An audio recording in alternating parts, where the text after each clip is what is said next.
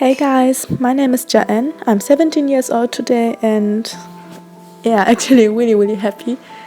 But I gotta mention that I haven't always been that happy, like more the opposite. And in this video I want to tell you why. So I was born in Germany, but right after my birth I moved to China and later to Italy too with my grandparents.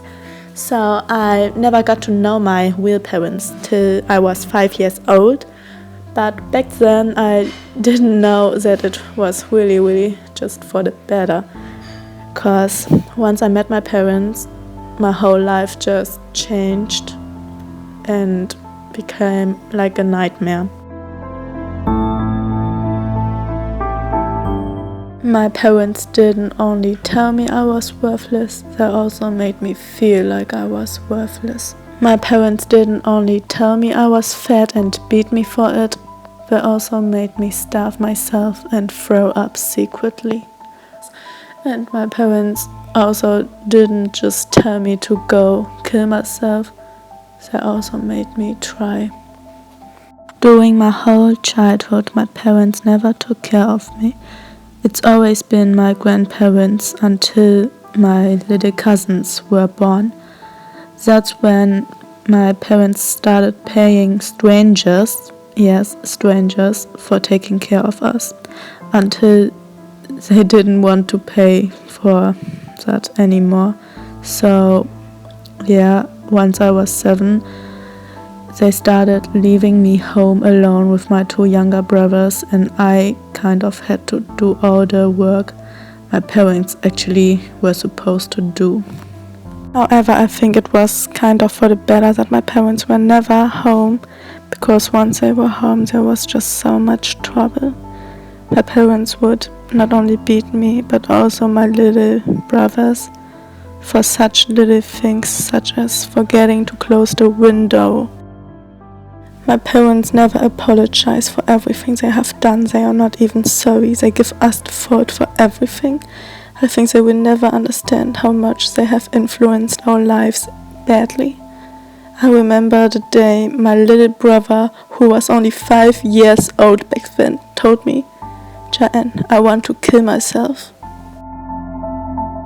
I was only 12 years old when my brother said that, but I was so aware of how horrible he must have felt, because at that time I already tried to kill myself once. And however, once I heard my brother saying that, I swore to myself I would never kill myself. I have to take care of my brothers and I have to protect them. When I was 13 years old, I went to the youth office the very first time. It wasn't me though who decided to go there, but it was my teacher who kind of brought me there, because she has noticed that I started cutting myself. I was cutting myself because of all those hurtful words my parents have told me. Cutting kind of took the pain away. The pain that those words kind of caused, it was taken away. My teacher also noticed that I stopped eating. I actually never ate unless my parents forced me to, which was kind of ridiculous because my parents have told me to stop eating and my parents were beating me for being too fat, which I actually never was, but they made me believe that. Whenever my parents forced me to eat, I would force myself to throw up secretly.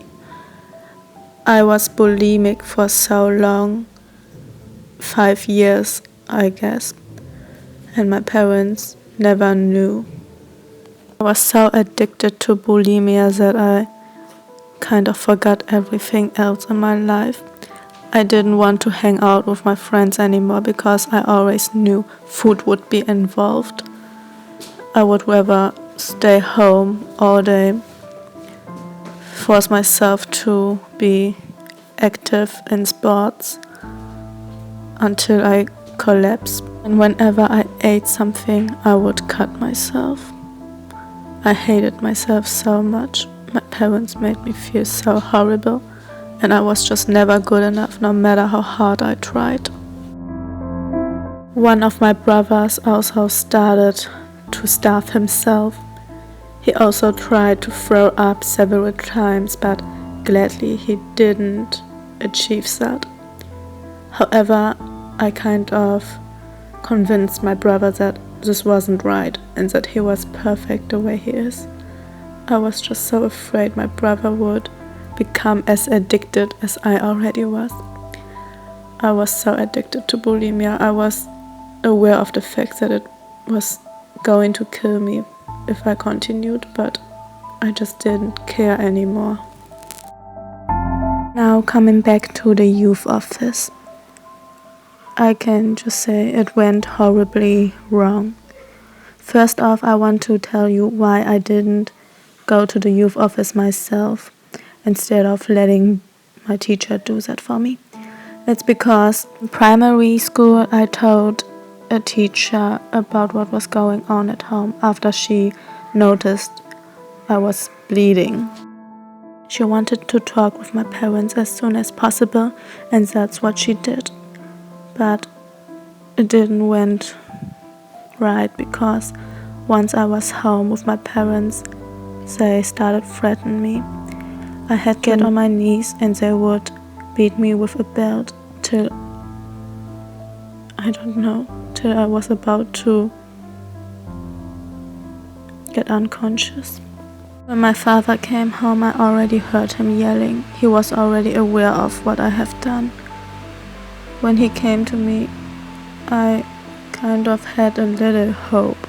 I thought he would understand me and know that I just wanted the best for our family, that I wanted to be accepted by my parents, and that I also just wanted a family that's loving me, like all the German families, But of course my father did not understand me.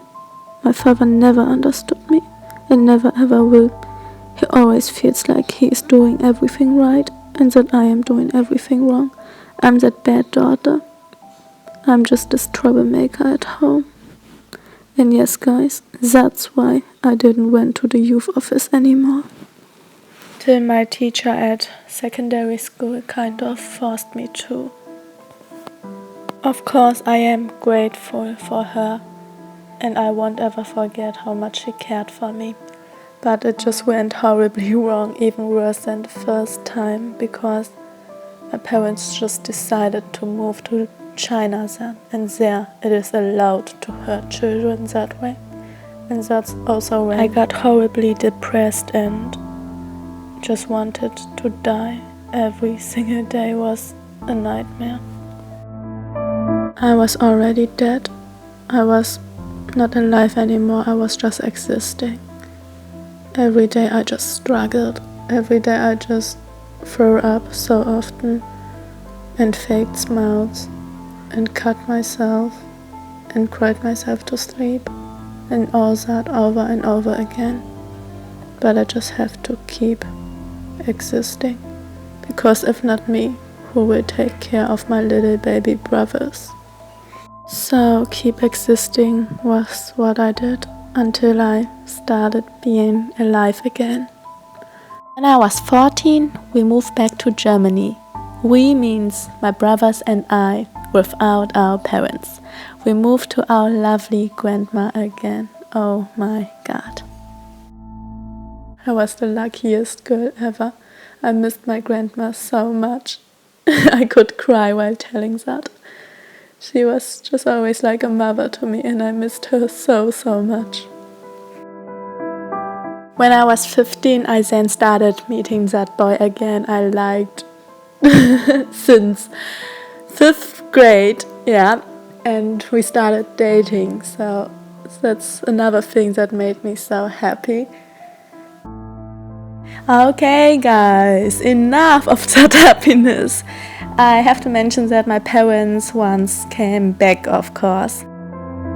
So, of course, my parents had to try to ruin everything again, but Mom, Dad, I didn't let that happen. A big thank you to all my friends and my teachers who helped me getting the courage I needed to finally go to the youth office another time. So here's a picture of me and my brothers in the youth office. I know they look so happy. Not. Yeah, okay, it's a sure thing. My brothers and I were just in so many different children's homes. Oh God. We were also separated really often because of our different ages, and in the end we just decided to go back home so we as siblings can stay together because we just love each other too much. Now twice a week a social worker would come home to see if everything is alright. Yeah.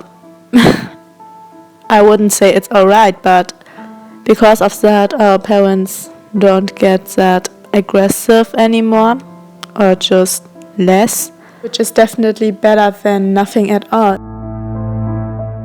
Over the years I would manage to overcome my depression, of course with the help of my grandma and of course my brothers who were just always there for me, and I am so grateful to them. Yeah.